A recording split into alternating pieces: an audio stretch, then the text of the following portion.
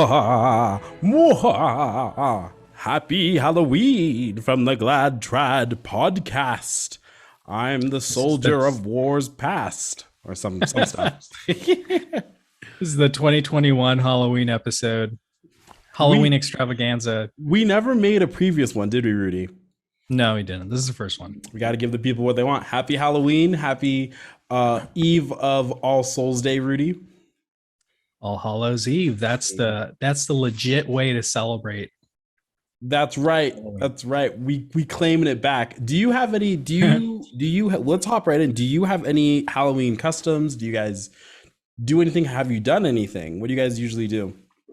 You know, in the past, we've gone out to Halloween parties and play dress up and all that stuff, including the one at Jordan's house. Jordan's parties always were the best ones. Thank you. Let me tell you.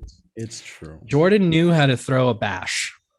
He still does. It's just he doesn't have a cool pool house here in Burbank anymore. Nah, there are things that cannot be.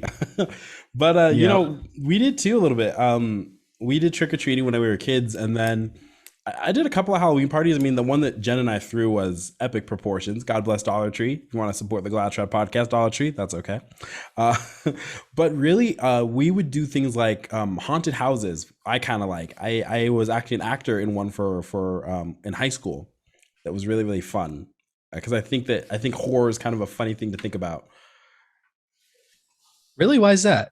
Because the thing, I don't want to get off like too early in the podcast, but one of the things that I've grown to dislike about Halloween is like the obsession of like the macabre and just like blood and gore and all that stuff. Yes, that's a very fair point. So right before we get off into the weeds, that's actually a very fair point. Okay, so I guess as Catholics, and especially as traditional Catholics, Halloween, we realize how many holidays, right, have been not just secularized, but some would argue paganized or witchified or something like that, right? Mm-hmm. Halloween's an interesting one because there's a lot of traditions that are very cultural to around All Souls Day. And I think that there's a cultural element in Halloween that should be respected, as well as maybe not go too far. So on one hand, we have a time in the church. There are multiple days of the year that the church has this, but this is a particular day where masses are offered for the souls in purgatory. And that's kind of important. And so I would mention, but it's funny because something like Dios de los Muertos, that doesn't take place around Halloween, right?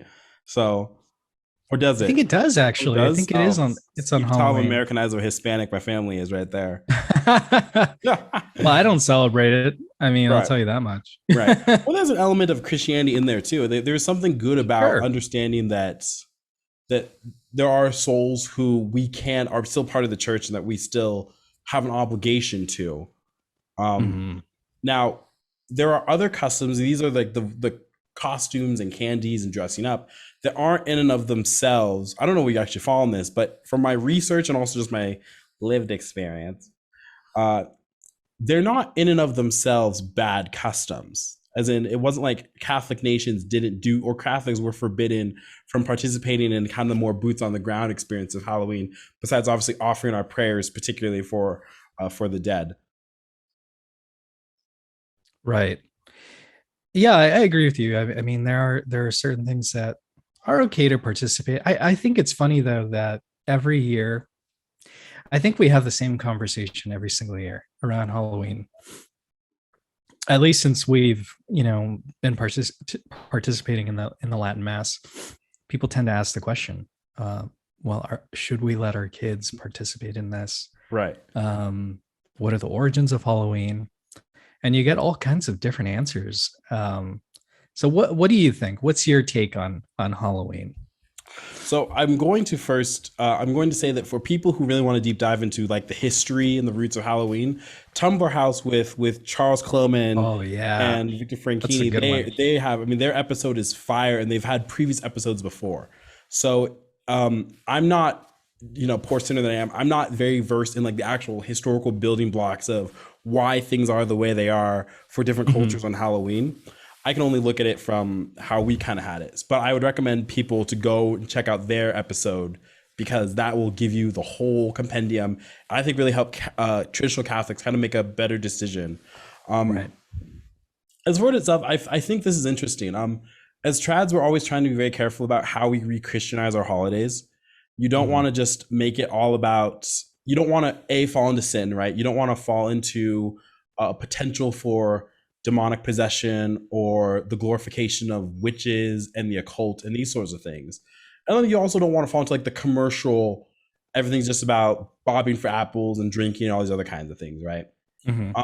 I think Halloween's interesting because I do think that there is a good strain that you can have kind of the best of both worlds. I grew up in a family that we went trick-or-treating, and it wasn't really emphasized, the All Souls part wasn't emphasized too much, but we did go to mass that day. So, that was good. And also there were parameters, right? So we were not allowed to dress up as devils, anything really demonic. We weren't allowed to dress up as witches. We weren't allowed to dress up as a marshmallow or a sexy marshmallow. So which was my real stumbling block, as you can imagine. I want to, Rudy, do you have any pictures or like early pictures of you in like Halloween costumes or anything like that? It's funny that you mentioned that you weren't allowed to be a devil, because actually the first picture I ever have of dressing up as Halloween is me as a devil. Okay. Ooh. And I have pictures of it, but it's I actually have the costume too that was preserved. But there's no way that we're ever going to use that. If this was like a passion play, somebody would have to dress up as a demon. But probably. And that's the thing too. It's like Halloween, as far as Catholics are concerned, this is where like the superstition of Halloween really needs to be talked about. So you hear people talk about like the witching hour, right? And how Halloween's a day that the membrane between the dead and the living, it's the thinnest and all that kind of stuff. Well, no, that's not actually true. It's not like God. That's more of like the pagan perspective, right? Where they say things like that. That's why we pagans celebrate All Hallows Eve. Not All Hallows Eve, but like Samhain, I think, is the Celtic origin of Halloween. And they would say stuff like that, like, oh, well, the membrane between heaven and the afterworld is so thin, so we have to help them get to wherever, wherever they're going, right? I mean, this is even one of like the things, like we watched Coco recently, which I liked, like as a film, I really liked, and I felt like it could have been, it's theology, of course. You kind of have to, my mom says don't let facts get in the way of a good story, but you have to like Christianize it. Yeah, you have to Christianize it, but like but it's like, oh, it's Dia de los Muertos, and on this day, like our ancestors, they can come back and they actually like can be amongst us, and so we put out like we have to remember them, and so we have to put out the food, and we have to put out like all like family traditions, and we have to go to the graveyard. And there's a lot of really Catholic elements to that, right? Like our ancestors, the dead they can interact with us, right? In God's supernatural light.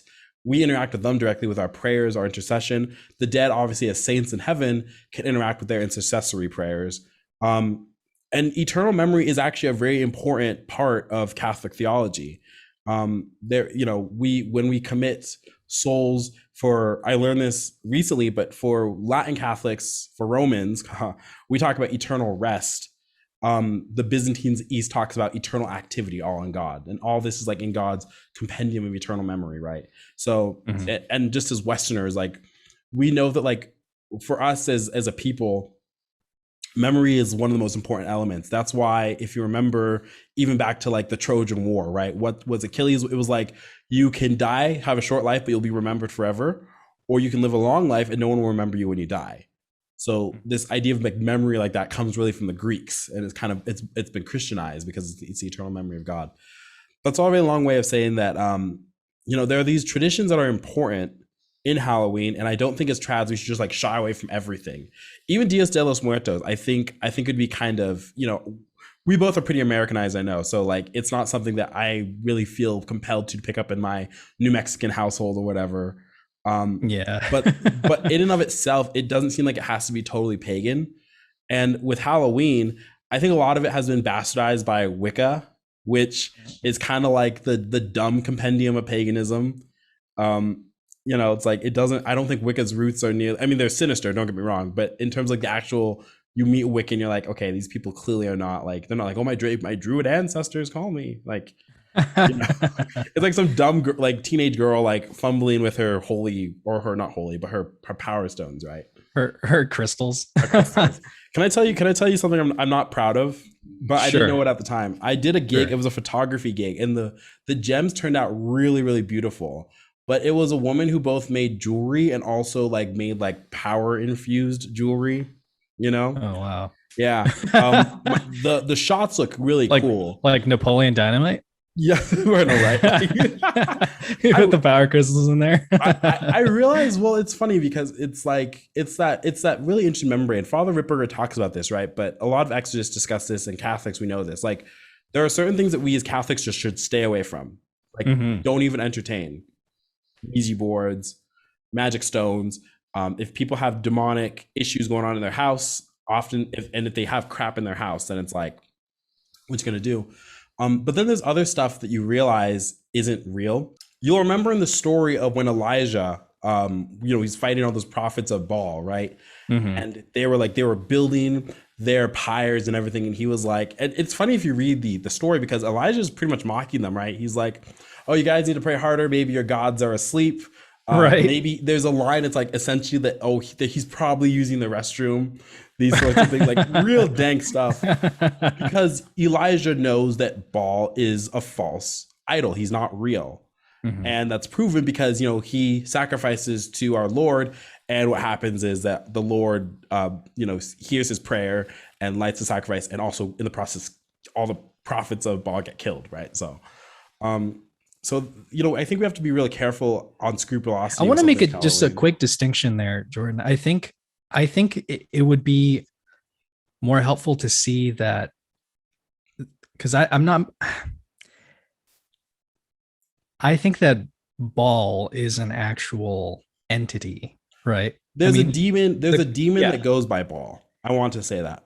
You're right. The gods of the pagans are demons. So I think in that opportunity, God was using, his might to show that these people were worshiping something other than him, right? And the demons, if you look into stories of exorcism, they are subject to God, so in that moment they were, they had to stay silent. God was making a point there. Anyway, I just wanted to add that. That's perfectly fair, and that's I think that's both. And what I'm just saying, it's false. I mean, it's for me, it's like the golden calf too. It's like the virtue. If we don't worship God, we'll worship ourselves and probably end up worshiping Satan or something demonic in the process, right? Because we'll end up worshiping sin, right? Idolatry. We make a god out of idolatry. We idolize something else. But like the golden calf in and of itself doesn't mean that like a new demon materialized who's like, I have the demon of the golden calf. Right, exactly. Like the obviously negative angelic influences can use your trust, your hope, your whatever you're placing upon this inanimate object to their advantage, for sure. Yeah. Right. But in and of itself, this golden calf is not it's not an object of power. Right. I'm more just about the story of Elijah. I just like the idea of Elijah really being flippantly dank throughout the entirety of that. He knows that God is God. Now for us in Halloween, I guess I think the original kind of idea is that we have to be very careful with things that are occultish, that attract these other kinds of things. There's a lot of customs, and I think as traditional Catholics, we're trying to navigate this, and this is a matter of scrupulosity to me. There are a lot of things that aren't necessarily in and of themselves occultish or evil. I think this is kind of where like the creature feature, the spooky side of Halloween comes from a little bit, because there are stories just as culture that we've told ourselves for years around campfires and in the dark and in literature that the church hasn't burned, that hasn't condemned, because they're just that. They're stories. Those are not real, And so for you, like, what's that line in Halloween do you kind of figure? Well, I think it's a matter of prudence. With a lot of the things that we encounter as traditional Catholics, like you said, we want to do the very best and make sure that we, protect ourselves, protect our innocence, especially with children. And Halloween, I think, is tailored a lot to children. So if I'm being prudent and I'm looking at the landscape of Halloween these days, it seems a lot less innocent than when I was a kid. I wonder if that's just like something that happens with age. You start looking at things differently. Or, I mean, when I was a kid, there was still a little bit of the macabre, but it wasn't gory. Now Halloween has been an expression of like the goriest movies that you can find, the horror movies, like absolute slaughter, murder, and just Mm-hmm. like really, I think people want to make it look like a hellscape, you know? So Yeah. it's a matter of prudence. Do I know that there are innocent aspects to Halloween, the things that I grew up with, that you grew up with, going out and getting candy, hanging out with friends, drinking Mm-hmm. soda, maybe eating too many sweets. Like, yeah, those things are awesome. They're Yeah. they're wholesome to an extent, right? To an extent that you're not overindulging or Mm-hmm. whatever. Um, so those things are good, but then also I look at it, just the landscape, and I see, I don't know if I would want Maria to experience that sort of thing. So what do Maybe it's you just a California thing, like if but we were what's somewhere funny is else. I think that you're right about as the older you get, your perspective changes because you now have more perspective, right?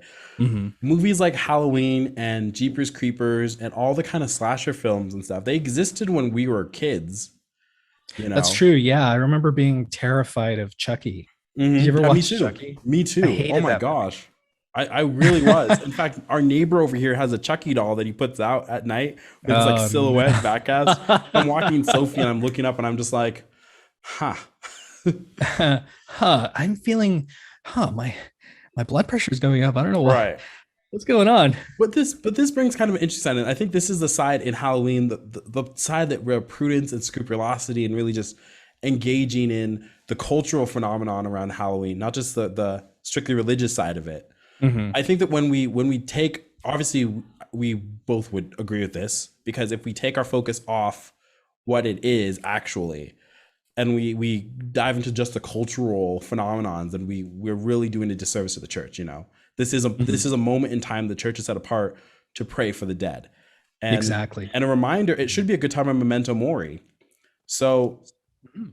that's why, like, I think there are some things that are very cultural. So with us, like, we don't like to think about death, you know. At all. We're so I think that's why our culture is very macabre on Halloween, because we don't live with it, we don't contextualize it. Seeing skeletons and skulls and thinking about blood or the lack of blood or something, it's something you don't think about that because grandma just goes to a nursing home. But with like Mexican culture or something like that, there are plenty of other peoples who it's this is like more of a time where it's more real in that sort of way, right? That is so interesting that you bring that up, because it's almost as if the culture creates its own sort of liturgical feasts Mm, to compensate for the things that traditionally the church would help you meditate on. This phenomena of Halloween has become a sort of memento mori for the common people. And I agree with you. Not everybody thinks about death. One of the things that bothers me when I talk about death with my mom, and I'm very strategic with this. So I try and talk to her about death, and sometimes I joke about like, oh, you never know, maybe tomorrow I'll die. That mhm. kind of those kind of little like conversations, just to bring to mind this reality. Everybody is going to die. Yeah. Every single person's going to die, and at our death, we're going to have a judgment. We're going to be in front of the judgment seat of our blessed Lord, and he's going to look at the whole of entirety of our life, and that's going to have its consequences depending on how we lived our life. But every time I bring up death, it's always like, no, don't bring that up. I Yep. don't want to think about it. I don't want to. No, no, no, no. And I think that's how people are nowadays. They just don't think about the last things. They don't think about God. They don't elevate their mind to God. Um, but yeah, Halloween, I think, has become Halloween, and other surrounding holidays have become a sort of like supplanted liturgical calendar for the Mhm. church. Like Christmas is coming up. Christmas now has become like a Hallmark Yeah. movie marathon, and just getting together and getting super smashed with your family and like drinking too much. Yeah. I mean, You know, look and at and they take Christ out of Christmas. And yeah. here in Halloween, they're taking out the opportunity to pray for the dead. Hmm. One of the one of the roots of Halloween, as I mentioned earlier, and I don't have a really deep knowledge of Halloween, just like a topical surface understanding of what Halloween was. Apparently, the Celts, they would celebrate this holiday, pagan holiday, around this time of the year, where they thought that the veil of between life and death was very thin, and that at a certain time in this holiday, that souls would come out, and sometimes they wouldn't know where to go, like Hmm. to the good place or something. Like, I don't know how that works. Like, because that doesn't really include judgment or Well, heaven or well, hell or that's an anything like interesting that. thing. That's an interesting thing too, and it's funny because this is exactly the project I'm working on right now about death Right. and dying and the last four things, and Uh-huh. how we don't think about death. My I just had an aunt that passed away, so I've had two aunts that passed away this year, Mhm. and my dad's flying out for the funeral. But when my first aunt was kind of going downhill, I asked my dad. I was like, where would you like to be buried?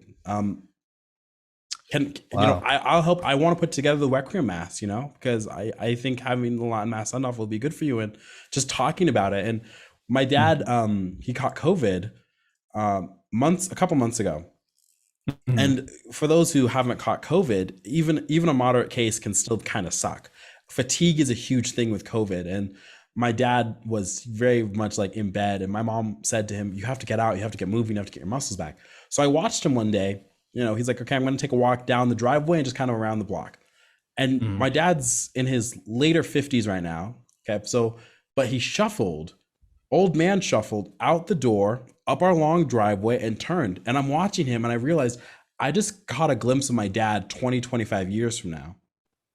And That's amazing. mm-hmm, mm-hmm, You know what? That story that you just told, and I know that you're still telling it, it just reminds me, in the autobiography of Saint Therese of Lisieux, The Little Flower, she literally has that experience mm, where she sees her father essentially like walking off into like his old age. It's yeah, crazy. That's yeah. amazing. I mean, and So then what happened? and you can relate, and it's just what you're looking into a window into the future. And I realized that despite really trying to become more present about meditating on death and everything, I'm not ready for that reality, Yeah. because you don't gauge. And you can say this with your own late father. It's like we Mhm. don't know the time or the hour, and we also don't know how fast things go sometimes. Yeah. No, it's so true, Jordan. I never expected it to be that way with my dad. I'm I think that's just the common experience. Nobody ever expects it to happen the way that it does. Yeah. And I guess in a way, because I was estranged with my dad, I tried to like come to terms with that when I was younger. And when we had our rough times, I would think about that. Like, one day he's just gonna die. And I wonder what that's gonna be like, because he was a very private man. He wanted to be on his own. He was very, very closed off, very insulated. And that always kind of bothered me. But I had an idea that, like, it wouldn't be so tough because of that distance, that emotional distance that we'd always had. Yeah. And when it happened, man, it was like a sledgehammer, you Mm, know. It really is. I loved my father. I still love him, and I wish that he was around. yeah. But it never happens the way that you expect, you know. And that's the reality about our life. We don't know. It comes to us like a thief in the night, Yeah. and we have to be prepared. And that's why Holy Mother of the Church has these particular liturgical feasts, these points in the liturgical calendar for you to meditate on things that are above and beyond you. Like, it's very easy. And I think about this too as a father. Like, even though I've only been a father for 3 months, Hmm. there are certain times where I've realized, like, I've like awoken from a bedtime. I wake up in the morning and I look over at Maria, and she's legitimately bigger and older, and it's like, whoa, Yeah. did I just, like, you can't help but feel like you're taking it for granted.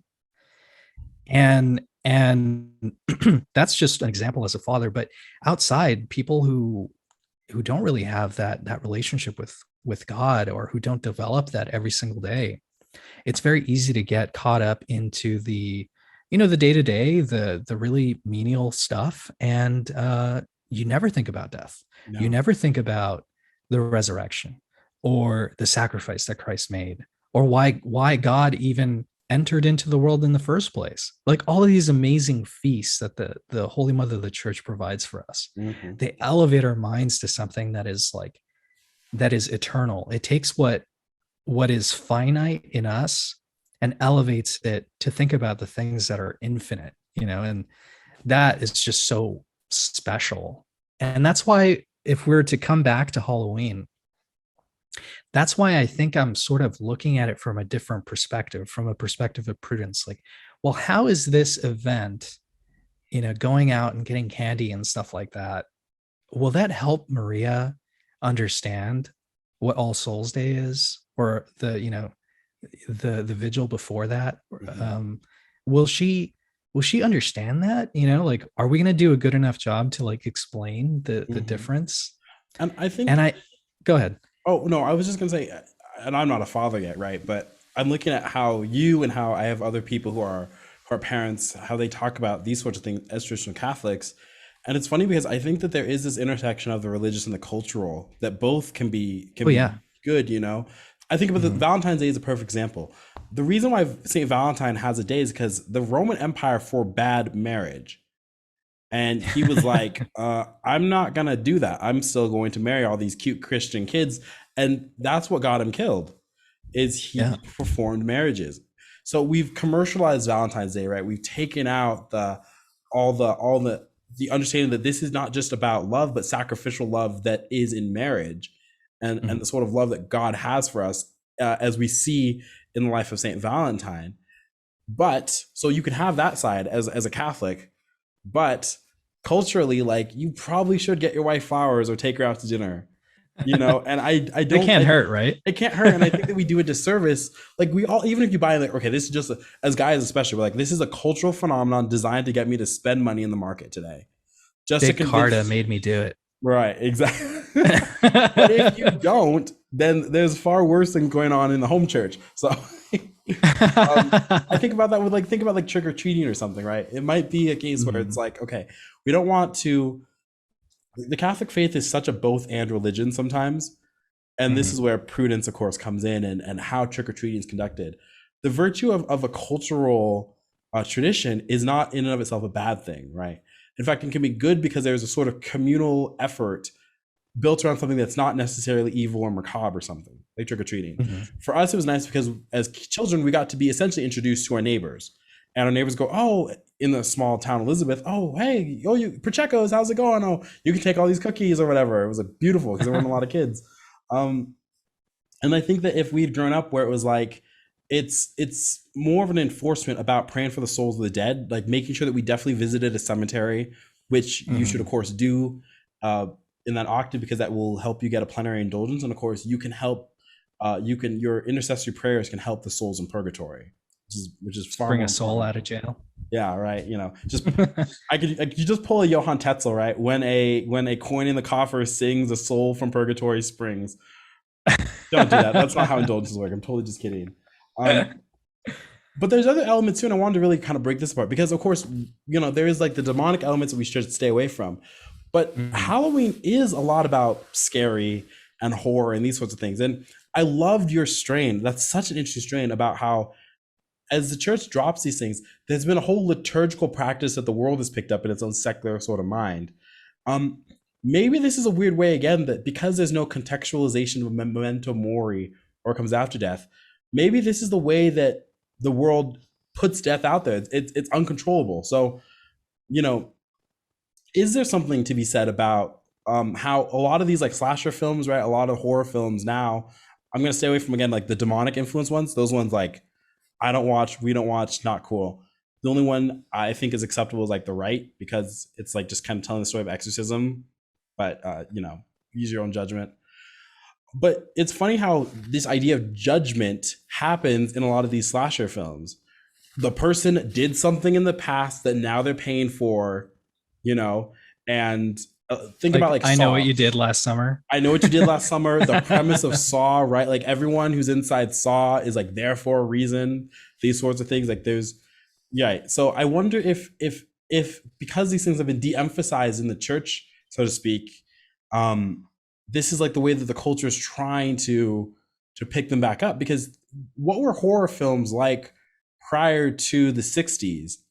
Jen and I are going through like all the creature features from Paramount and like from the 30s stuff, and those ones are like they're the funniest kind of moral dramas. They talk a lot about God, and like Frankenstein. Frankenstein's all about just like, have we usurped God? What happens if man plays the role of God? Like, they'll say the names flatly. They'll throw crucifixes. They don't care. They're doing moral dramas. Like, good, there is good and there's evil. And you'll notice that post now we've gotten to, it's like, well, the slasher might be a bad thing, but it's just a manifestation of these people who are worse. And maybe we all deserve to be dead, and all this other kind of weird playing of the lines, Yeah, you're right. The older movies, old Hollywood movies like Dracula, Frankenstein you mentioned, they all had an undercurrent of something spiritual that the church presented. And I think maybe that's just because the culture back then was Christendom, and so people could relate to that and understood that.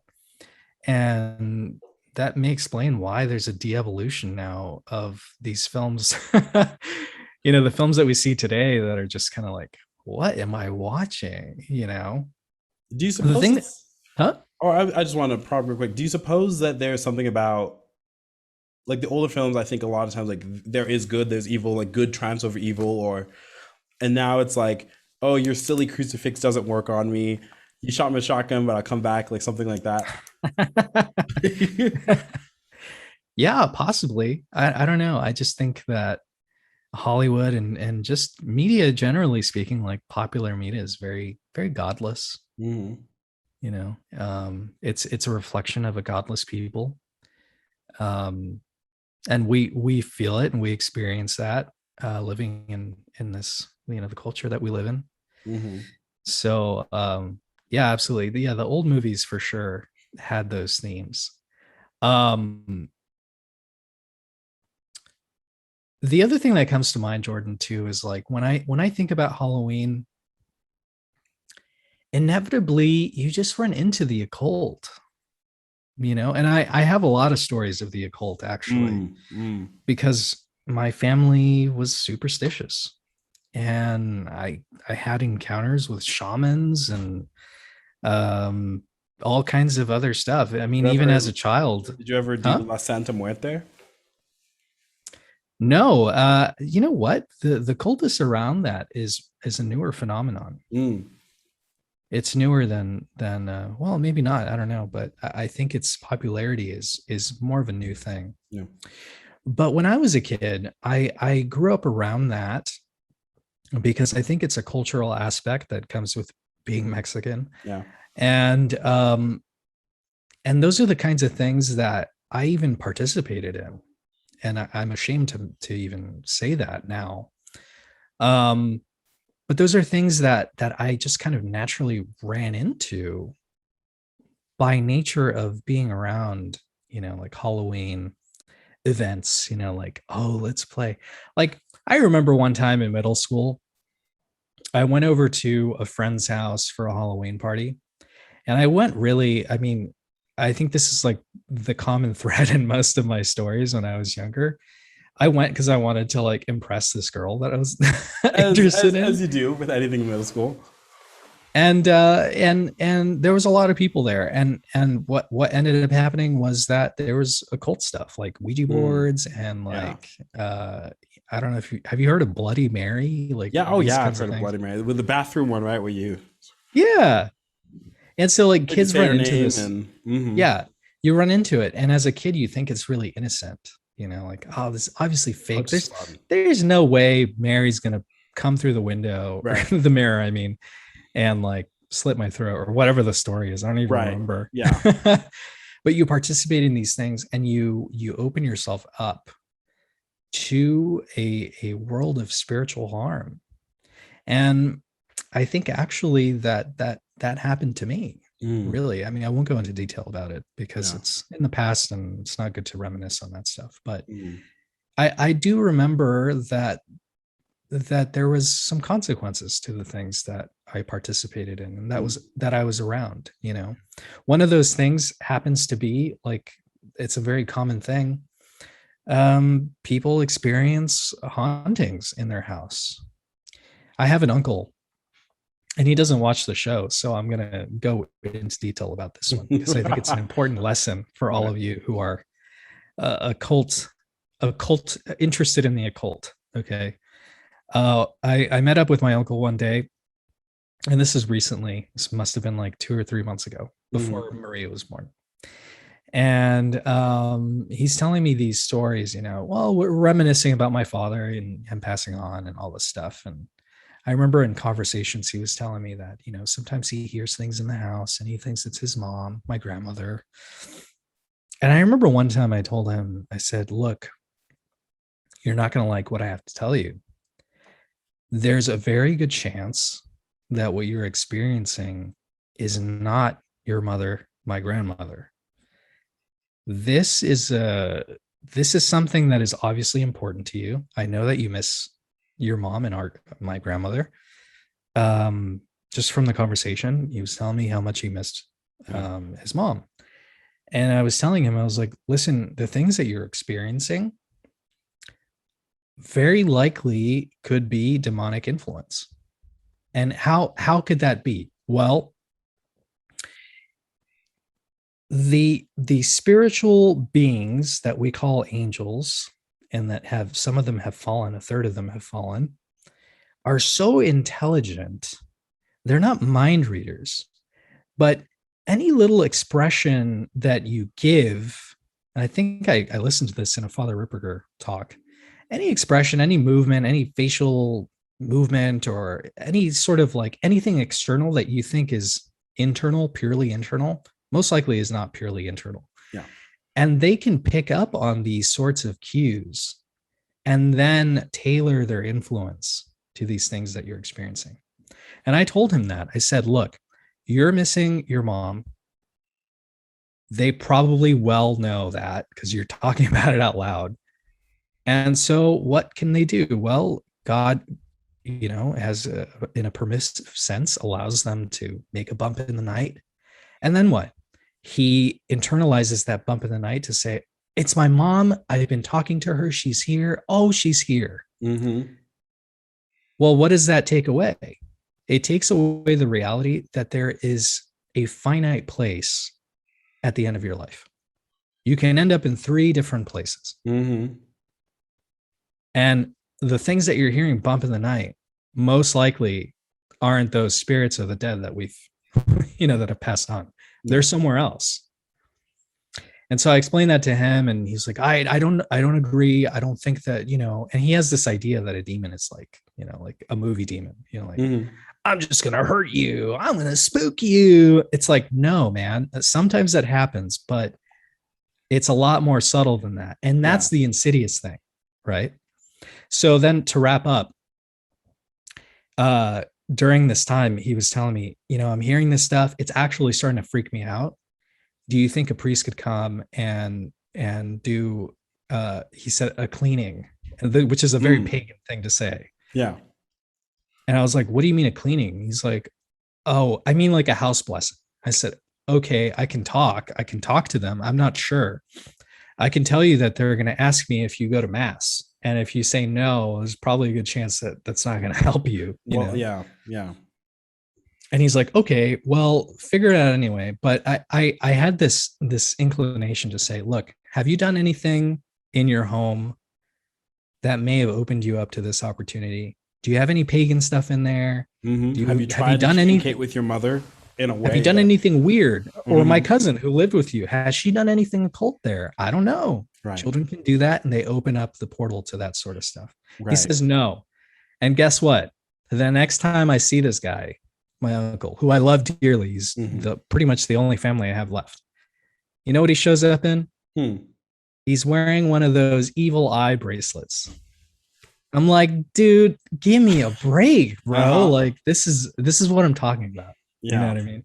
So And you expose yourself to these sorts of things. that You brings open up yourself up. such a perfect cautionary tale. Um, Yeah.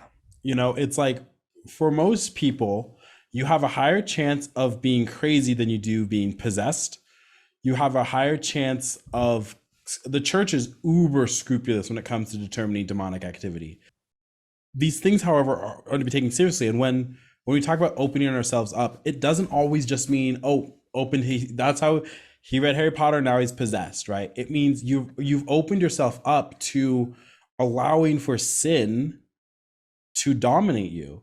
Because the funny thing about demons is this: demons do operate in God's permissive will. In fact, when a possession takes place, there are actually very strict parameters that Christ dictates to the demons. So a lot of times demons actually don't like possession because they can't have their full wills and intellect. I mean, this is a perfect example. If Satan was allowed to have his way, he could destroy us in an instant. This is how powerful angelic intellect is. It's only by God's permissive will that it's limited to sorts of things that happen in our plane of reality. Mhm. Um, so Christ might say, okay, you possess your possessions coming out of this arm here. You are not allowed to kill this person. You're not allowed to do this. You're not. I mean, it's like, and then when the exorcist shows up, uh, the demons often get mad. This is what Father Ripper says, or they're not happy to be there because they know they're going to get the crap kicked out of them, essentially. Because every exorcism they get banished to the foot of the cross, Yeah. and our Lord and our Lady are waiting. But this is the thing. It's like we live in a culture where St. Paul talks about how every pagan deity is a demon.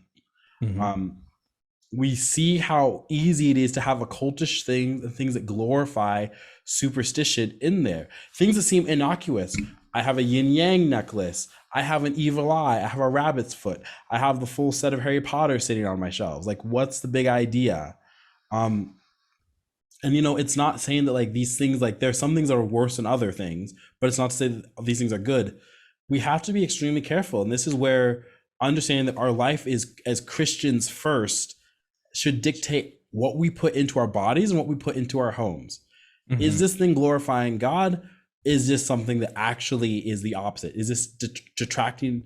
And finally, I'll say is just necromancy is one of those sins in the Bible, like conjuring and conjuring spirits, communicating with the dead in a way that's not efficacious prayer. These are extraordinarily dangerous things. Stay away from Ouija boards. Stay away from palm readers. Stay away from people who say they know the future and all these other kinds of things. You have to be so careful with demonic activity because the reality is that there are demons who are shaking. Most of the time, Satan doesn't have to work very hard to get a soul. Yeah. If you've been exposed to something, you find yourself now sinning more or falling into some proclivity or in bad company. Satan doesn't have to possess you to work very hard. But if in the case of your uncle, it's like, I'm hearing these noises in my house, it must be my mother. Well, possibly, and but probably not. And Yeah. furthermore, if you are actively trying to communicate with that, if you're actively trying to, or you're wearing pagan or occultish items that welcome in demons, your result is going to be very, very, very bad. Um, Rudy, this is so interesting. The people have asked this question, like, what's the church's take on ghosts? When Jesus walks on the water, right? The apostles mistake him for a ghost. That's what they say. And so we know that the apostles believed in ghosts based off of the fact that um this is what I've heard. Maybe you've heard this too, but it's like, there are these three states, the two permanent and the one temporary. There's heaven and there's hell and there's purgatory. But it seems like at times God allows for the apparitions of souls, whether in hell, in heaven, or in purgatory. So there are stories. I'm reading a beautiful book. In fact, let me get it. It's so crazy. One sec. So this is a book. It is probably the most base book I have in my house right now. As you can see. Whoa. Yeah, it's literally hell. That's The Dogma of profanity, Hell dude. by Father FX Shoop, Society of Jesus, back in the good 1800s. And also an edition 100 years later called How to Avoid Hell by Thomas A. Nelson. So crazy book about the dogma of hell, its real place, but it also talks about apparitions of souls from purgatory. There was a nun who died, and she appeared before one of her sisters and said, please pray for me. And she was, she's being burnt by the fires of purgatory, and she actually left a burnt handprint upon this door frame, this Oh, place in Italy that's still there. yeah, I've heard that. So again, it's just kind of amazing how we as Christians, what I realize is this: I think that there's a sort of strain of fear about death and dying, and that's why, and not just because we're creatures who realize our own mortality around times like Halloween or something, we get Mhm. spooked by things that disrupt our mortality, right? But in reality, we are called to still be radically intertwined with the dead, and we shouldn't fear the other side if we're living our life in accordance, and we shouldn't fear for our own mortality, or you shouldn't have, I mean, you should have a healthy fear of evil, right? But you should have greater fear of the Lord, right? um, Yes. you should mind, be very careful about opening yourself up to Satan, but you shouldn't live in this fear that you're going to like come home and a book's going to fly at you and it's going to be some demonic voice on high, right? Chances are it's probably not going to happen. Yeah. Well, to answer your question about ghosts, the church's teaching on ghosts is a little bit complicated, more complicated than I think we have time for. But you're right in the sense that God, in his permissive will, sometimes, very rarely, allows souls, either in heaven, hell, or purgatory, to appear. And when you were talking about that, I thought about this little pamphlet. I don't know where I got it from, Oh, heck yeah. but it's called Purgatory, and Mm-hmm. it's by Father Oh, Father Father James James Buckley, Buckley. Yeah. FSSP. I don't know where he is now, but this is probably available on their website, on the Mm-hmm. fraternity bookstore. But there's a story in here that discusses that reality. There was a friar or a brother, either or. I guess it doesn't really matter. But he would always be distracted during his holy hour, and when he passed away, he got sent to purgatory because of that. And God allowed him to return to the monastery and to tell them, like, guys, you got to be fervent. You got to make sure that you're making your holy hour, because you're going to end up like me. And hey, by the way, can you pray for me? Yeah. That's the theme, right? That's always the connecting thread. These spirits don't come here just to like say, hey, what's up? Yeah. Like, How's that's it not going, bro? like, it's nice to get consolation, right? But ultimately, is that consolation in God's goodness, or in the fact that this person is, this person's here and they're saying, hey? And oftentimes it's not just this cheap consolation that we're experiencing. It's something more. It's a warning. It's a warning for us to live out our life more devoutly, more intentionally, Yeah, and I want to pick up Christian. a quick thing on purgatory that I learned recently too. Going to purgatory is not just that you have. There's an interesting thing where it's obviously the temporal punishments of sins are purged in purgatory, which is why it's called purgatory. It's just a purging. It's to describe purgatory as a state is just kind of easier for us to understand, but really it's a process. But purgatory's ultimate goal is to make you become like Christ. So it's possible. This is why virtue is interesting. This is why doing things like this, why not everything you can divide is like, oh, this is virtuous and this is sinful. There's a lot of just very neutral things that you can then turn into a prayer and turn into a virtue or a sacrifice or something. So if you Mhm. die, it's possible to have, say, the apostolic blessing, right? To have not just your venial sins forgiven and your mortal sins from confession before, but also temporal punishment remains. But if you're not yet like Christ, this is what purgatory is for, right? Is it a sin per se to be a little distracted in your holy hour? I'll let the church go out of that one. But the point is this Christ-like? If we're called to pray as fervently as Christ prayed, fully united with the Father, and we're not, we might need some time for that to move us, you know, to motivate us like this. And I think that, again, the things that happen in the afterlife, in heaven, hell, and purgatory, for me, I'm very happy that I haven't had a direct experience with any of these places. I've always said that I'd be terrified if I came home and Our Lady was just kind of like sitting on the couch, like, hey, got a mission for you. I'd be like, oh, because if Our Lady's watching me that fervently, then, you know, oh my. Yeah, something's gonna change in her life for Yeah, sure. that's exactly right. Instant martyrdom. She's But like, the listen, I came to bring you this red crown. It's a beautiful gift from God to you. And you're I'll be like, like, thank you, mother. I kind of just got home from work. Right. Like, Did God give me a oh. beer or something else? Like, you got, you've got to hand it. Our Lady, I imagine Our Lady has to have a sense of humor, because she's appeared to so many people and people have been like, what? Yeah. You know, like, just like, what? I'd have the same reaction. Right.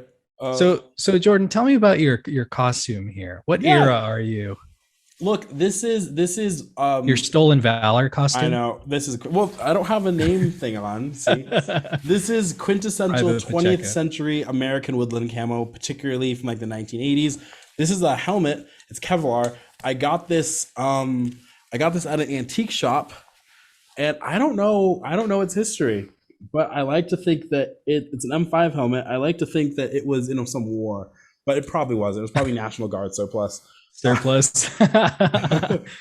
But like, I think, I mean, I've always dressed up as like knights and soldiers because I wore airsoft gear, did airsoft through high school. That was easy.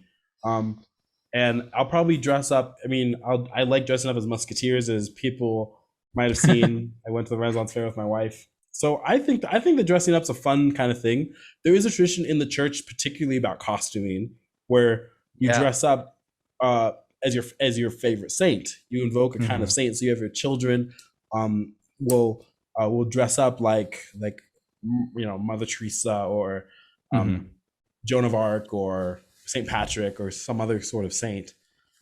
See, that's wholesome. People do that. Yeah, do that. Dress up as your favorite saint. Or if you have children, encourage them to do that. That's cool. And I think on All Saints Day. Yeah, I think that's actually a really good strain of kind of reclaiming reclaiming that culture, reclaiming Halloween. The Reconquista. Yeah, sure it is. Reconquista. I don't know how to say Halloween in Spanish. Halloween. Eve of All Souls. Something dead. They just say Halloween. Halloween. I don't know, right? It's like, I asked my grandfather once, how do you say pancakes in Spanish? Pancakes. Pancakes is what he said. Yeah. No, but I think that is a good thing. Like, invoking the saints is important, and we don't do it nearly enough. And for children, especially, like, what an amazing kind of gift it could be. But well, if you were to dress up Maria for Halloween, what would you dress her as, especially in this baby stage? I want to go with lumberjack, but gosh, I wish I could show you what we've done, because we already know what we're gonna do. Oh yeah. But we agreed not to post any sort of images at all of her online, just because it's just, I don't know. I like it. One of those things. Yeah. I've explained it in a different video, so you'll have to go back and look at it. But it's also kind of annoying because somebody asked us to do a video on Catholic decor, so I was filming some stuff, and there's a shot that I put into this edit, and it has Maria in it, and I was just like, you know what, I can't. I have to cut it out. Sense that. I have to like take it out, put something else in there. I don't want to do it. I don't want to compromise, because you compromise once and then you do it. But anyway, yeah, that's true. It's a long-winded way of saying that we are going to dress her up as Our Lady of Grace. Nice. She's got this like little white sweater, and we don't want to put anything uncomfortable on her, because she's a newborn. She gets fussy. Right.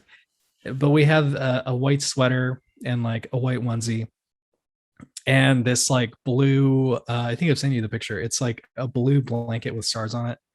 So that's what we're going to do. Oh, is she shooting stuff out of her hands?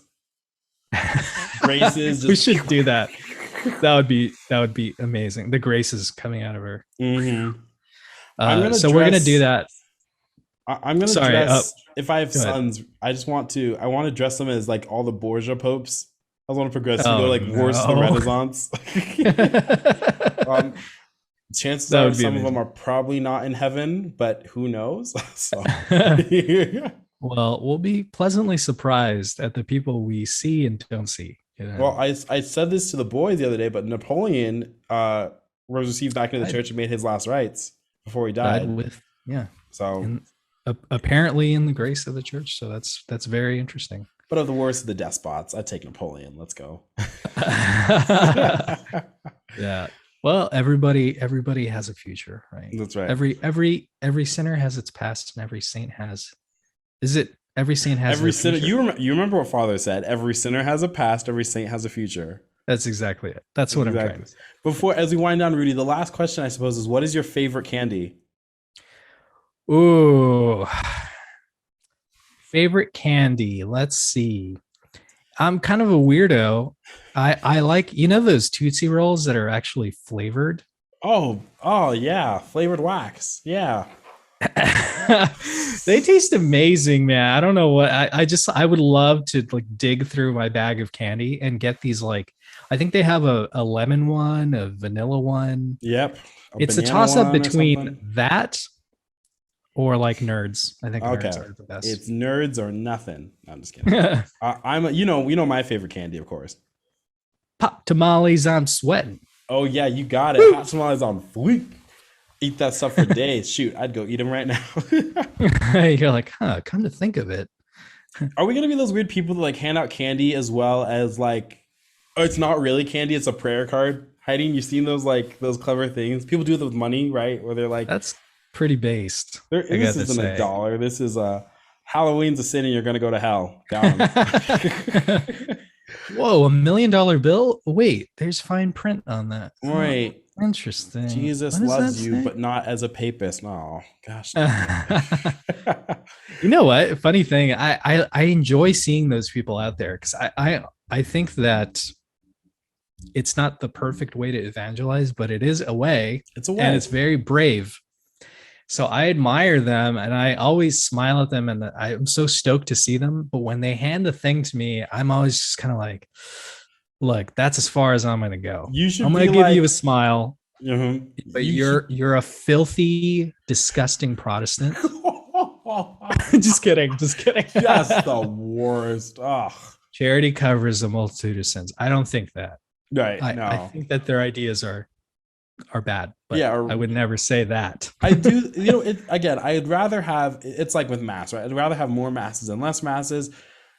I'd rather have more Jesus in the world than less. Like, is it better to have like a hobbled Protestant version of Jesus or no Jesus? Well, it's probably better to know Jesus. You know, I can Yeah. work with that a little bit more, maybe. Exactly. Yeah. Yeah. You have more of a meeting ground there than That's not. right. Oh, very ecumenical of you. Just- Yeah, I Oh, love Vatican II. oh, I think ecumenism is great. oh, Synodality, oh, synodality. Oh, really God great. bless. I so Love it. so. I went to a synod mass the other day. I was just blown away. I'd be so. I If I saw you at a sit in mass, I wouldn't think it was you. I'd be like, "There's no way." That must have this been his is penance. He must have gone to confession here, and they were like, "Stay for this mass." this is the authentic expression of the Latin Rite. This is the me unique tell you. expression of the Roman Rite. The only The choice cuts, apparently. we should stop. For our audience, if you guys want to post, maybe you guys have some Halloween customs or particular people that you want us to pray for, that's actually really important. So in the comment below or message us privately, if you have any prayer intentions, any family members you want us to pray for, or publicly if you have any kind of Halloween customs or traditions you guys do as a family, or maybe what you've dressed up as and you want to confess now, go ahead and leave that in the comments or message us, email us, or put us on Instagram. Thank you guys so much for watching. The most important thing you can do is to continue to pray for Rudy and myself and our families. If you would like to support us a little further, first thing you can do is share this video, especially because it's a spooky video. Except that word's been banned in a bunch of places, I guess, because whatever. I can say it, but you can't. or if you want to purchase an indulgence from us, I was going to say. you can always follow us on Patreon if you'd like to become a patron. Right there. Do it. That would be amazing. Mm-hmm. It would help support the show. And there's all kinds of perks to it. Jordan, what are the perks? So you can do stuff, right? You could get a high five. No, I'm just kidding. You you can see episodes like this one early. Congratulations, Patreons, you made it. You could also have a patrons exclusive episode once a month, and you can even comment and you can exclusively pick a topic or suggest a topic, and you're put at the front of the list. And for the rest of you peasants, no, I'm just kidding. But for people who aren't, you can still suggest episodes and that kind of thing, and Rudy and I will take them into consideration. But there's a hierarchy because we're monarchists, aren't we? It's true. That's very true. There's a rightly ordered hierarchy here. Okay. So you remember that. Yeah. You non-patrons. That's right. You know, does it hurt you that much to not be a patron? I mean, at this point, Rudy, let's ask. You listen to our content for free. Mm-hmm. You know, Rudy, let's ask an honest question. If people don't subscribe to Patreon, will they go to heaven? Dude, let me just look at this book right here. Hold on. Okay. Yeah, let me look at this book right here too. It's page 45. No. Well, what the Lord has said, who am I to undo? We're joking, obviously. Right. No, thank you guys so much. We're actually really exciting because if you remember, we haven't started this channel for very long, but we're almost to 1,000 subscribers on YouTube. We have a lot of subscribers that happen over the podcast on the audio side. So we're just so grateful. And lately, actually, we've been getting so much really positive feedback and people kind of sharing parts of their stories and intentions and these sorts of things. So we're still just a couple of jabronis. We're very accessible. So if you want to share something or talk about something, we're easy people, are we, Rudy? Like, we don't bite. Yeah, and we appreciate that, actually. No. And before we go and wrap, I want to also, in addition to all the things that have been said in this outro, I want to give you a challenge. Go out. Do not make an excuse. Go out during, the month of November. Go out to a cemetery. Mm-hmm. I promise you, there is a cemetery near you. Yeah. Okay. I promise you, it's somewhere. Go out there and pray for the holy souls of purgatory. They need your help. And the best way to do it is if you send us the numbers on the credit card, the expiration on the back, and that's completely right. And the 3 numbers on the back. Listen, I think Tetzel had it right. When a coin in the coffer sings, a soul from purgatory springs.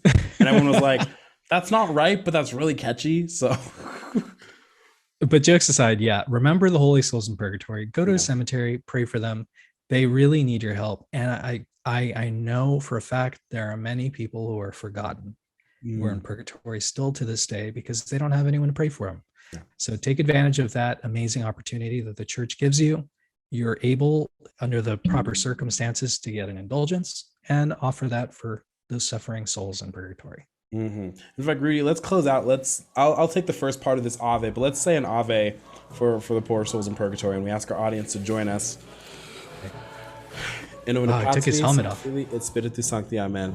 Ave Maria, gratia plena, Dominus tecum, benedicta tu in mulieribus, et benedictus fructus ventris tui, Iesu. Sancta Maria, Mater Dei, ora pro nobis peccatoribus, nunc et in hora mortis nostrae. Amen. In Patris et Filii et Spiritus Sancti. Amen. God bless you and may it keep you. We'll see you on the next one. Adios.